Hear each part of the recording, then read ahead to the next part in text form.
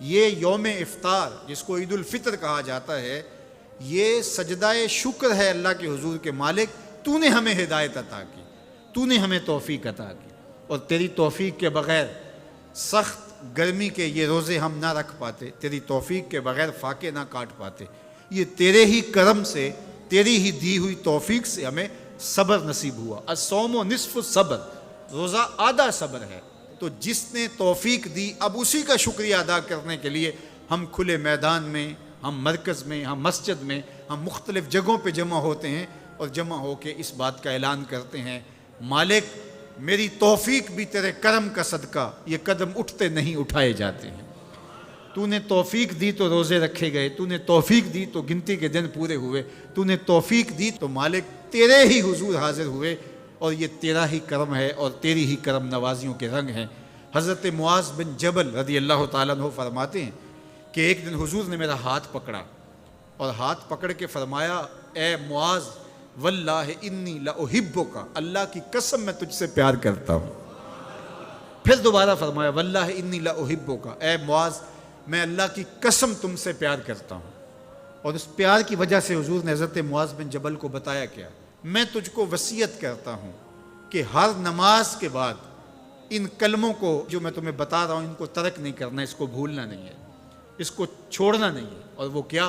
اللہم اعنی علی ذکرک و شکرک و حسن عبادتک، اے اللہ مجھے توفیق دے اپنی عبادت کی، مجھے توفیق دے اپنے ذکر کی، مجھے توفیق دے اپنا شکر ادا کرنے کی۔ تو اللہ کا شکر ادا کرنے کی اس سے توفیق مانگی، مالک نعمت بھی تو دے اور اس نعمت پر شکرانے کی توفیق بھی تو عطا کر۔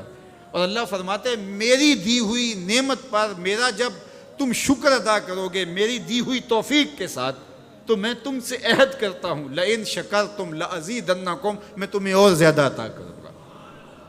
اللہ اکبر! شکریہ سے نعمت میں اضافہ ہوتا ہے، نعمت میں برکت ہوتی ہے۔ ایک دوسرے مقام پہ کتنی خوبصورت بات ارشاد کی، ما یفعل اللہ بعذابکم ان شکرتم و آمنتم، اللہ فرماتا ہے کہ وہ تمہیں عذاب دے کے کیا کرے گا اگر تم شکریہ ادا کرو اور ایمان لاؤ۔ اللہ کی چاہت نہیں ہے کہ تجھے جہنم کی بھڑکتی ہوئی آگ میں ڈالے، جو آگ تمہاری ہڈیاں توڑ کے رکھ دے، تمہارا گوشت جلا کے رکھ دے اور تم وہاں ذلت سہو، یہ تمہارے رب کی منشا نہیں ہے۔ وہ یہ چاہتا ہے کہ تمہیں جنت کی بہاریں نصیب فرمائے۔ یہ تمہارا عمل ہے کہ تم عذابوں کو خرید رہے ہو، تم عذابوں میں چھلانگے لگا رہے ہو۔ اس کی مرضی کیا ہے، اس کی رضا کیا ہے کہ تم شکر ادا کرو اور اس پر ایمان لاؤ، تو وہ تمہارے گناہ بھی معاف کر دے، تمہارے درجے بھی بلند فرما دے۔ بلکہ ایک دوسرے موقع پہ اللہ تعالیٰ نے قرآن مجید میں ارشاد فرمایا کہ تم جہنم کے گھڑے میں گرنے والے تھے، ایک جنبش پا کی دیر تھی کہ تم ایندھن بن جاتے۔ کہا کہ میری نعمت کا شکر ادا کرو کہ جس نعمت نے، اس نعمت سے مراد محمد عربی صلی اللہ علیہ وسلم، تمہیں جہنم سے نکال کے جنت کی راہوں پہ ڈال دیا۔ تو ہمارا رب ہمیں بخشنا چاہتا ہے، ہمارا رب ہماری مغفرت کرنا چاہتا ہے، ہمارے گناہوں کو معاف کرنا چاہتا ہے۔ رحمت رب بہانہ می جویت، اس کی رحمتیں بہانہ تلاش کرتی ہیں اور بندوں کو بخشنا اسے بڑا پسند ہے۔ تو وہ کتنا کریم ہے، کتنا کریم ہے، کتنا کرم فرمانے والا ہے، کتنا رحیم ہے بندوں پر۔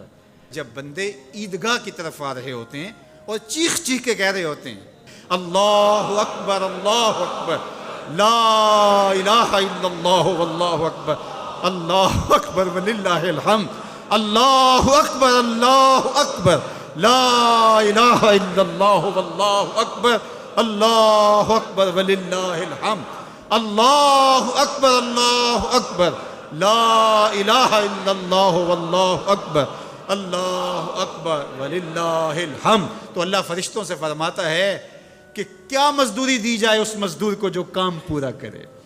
تو وہ کہتے ہیں مالک اجر تو پورا ہی ملنا چاہیے۔ تو فرمایا یہ چیخ چیخ کے جو مجھے پکارتے ہوئے آ رہے ہیں میں نے ان کو بخش دیا۔ اور وہ چیخ چیخ کے کیا کہتے ہوئے آ رہے ہیں؟ اللہ اکبر لا الہ الا اللہ واللہ اکبر اللہ اکبر وللہ الحمد اللہ